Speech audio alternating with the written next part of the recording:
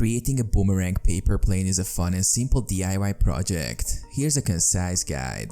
Materials needed. Gather a sheet of paper, preferably 8.x11 inches. Orientation. Start with the paper in a portrait orientation. Fold in half. Fold the paper in half lengthwise, aligning the edges evenly. Make a sharp crease. Unfold. Unfold the paper to its original position. Diagonal fold. Take the top right corner and fold it diagonally to meet the left edge, creating a triangle shape. Ensure the tip of the triangle aligns with the center crease. Repeat on the other side. Mirror the process by folding the top left corner diagonally to meet the right edge. The two triangles should overlap in the center.